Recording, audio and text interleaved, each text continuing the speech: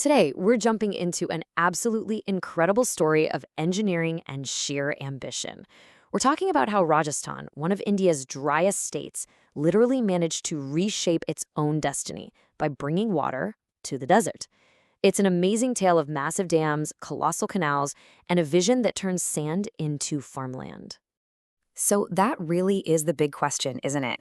How does a state that's known for its arid desert landscapes completely transform itself? How in the world do you make a desert bloom? Well, that's the central question we're going to tackle as we explore this remarkable story of human ingenuity. Okay, so here's how we're going to break this all down. We'll start by really understanding the scale of the water crisis Rajasthan was up against. Then, we'll look at the huge vision that came about after India's independence. We'll dive into the lifeline projects that made it all happen, see how they fit into a much bigger network, and finally, we'll look at the incredible impact this water revolution had on the state. To really get a sense of this achievement, you first have to understand the challenge. Water, or really the lack of it, was the single biggest thing holding back Rajasthan's development. This number, wow, this number really says it all. Just think about it. A state that covers more than 10% of India's entire landmass has access to just 1.16% of its surface water. And with rainfall that you could never rely on, farming was a constant gamble. So large-scale irrigation wasn't just a nice idea, it was an absolute necessity for survival. But then, after independence, a whole new way of thinking emerged. India's new leaders saw that tackling these massive challenges was actually key to building the nation itself. It was a time of incredible ambition, a time for nation building. The vision for this transformation had actually been building for decades. The idea wasn't totally new. The Ganga Canal back in 1927 was a huge success for its time.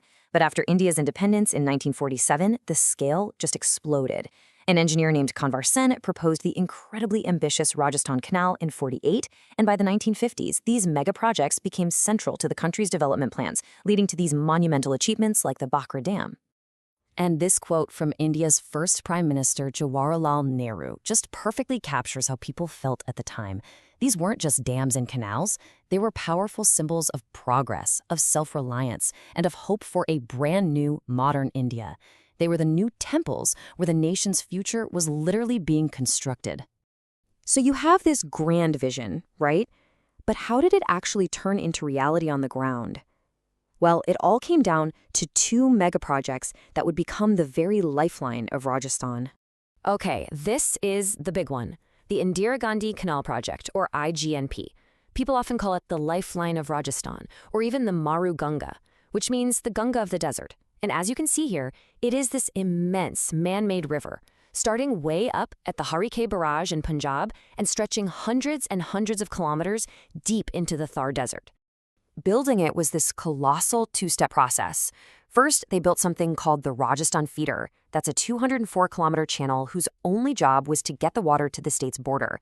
And from there, the 445-kilometer main canal takes over, acting like this massive artery that distributes water deep into the desert. Add it all up, and you're looking at a staggering 649 kilometers of man-made river.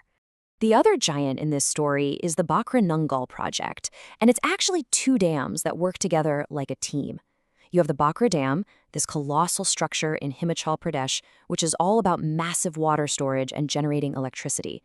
Then, about 13 kilometers downstream in Punjab, you've got the much smaller Nangal Dam.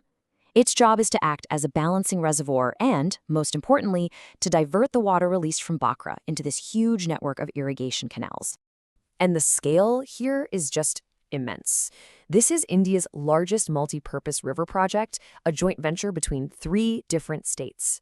Rajasthan's share of the water is 15.2%, and that water was absolutely instrumental in turning the Ganganagar district into an agricultural powerhouse. But here's the thing, it wasn't just about 1 or 2 massive projects. This was all part of a much larger, comprehensive strategy for the whole state, a complex web of water management. So the state had this really smart way of classifying its projects into 3 different tiers based on their command area, which is basically just the amount of land they can water. You have the large projects, or vrihad, like the Indira Gandhi Canal, which serve over 10,000 hectares. Then you have the medium or madhyam projects, and finally, the small local projects, called lagu. This tiered approach meant they could manage water on both a massive and a local level at the same time. And get this, here's a fantastic example of some really modern, forward-thinking policy. For the Narmada Canal project, which brings water in from Gujarat, Rajasthan made it a rule that every single farmer in its command area must use water-efficient sprinkler systems. It wasn't just about bringing more water. It was about using that water wisely. So, after all of that, what was the result? Did all this incredible effort actually work? The answer is a huge resounding yes. Let's take a look at the incredible transformation these projects brought with them.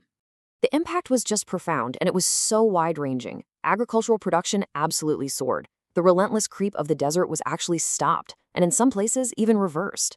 For the first time, millions of people had access to safe drinking water. This led to growth in animal husbandry, it created tons of new jobs, and maybe most critically, it helped prevent the devastating famines that had historically wrecked the region. It really did change everything. So, in the end, this massive engineering effort solved the water crisis of the 20th century. It really stands as this incredible testament to human ingenuity. But it does leave us with a pretty critical question for today. As cities get bigger and demand for water keeps growing, how will Rajasthan innovate once again to secure its water future? Well, I suppose that's a story for another day.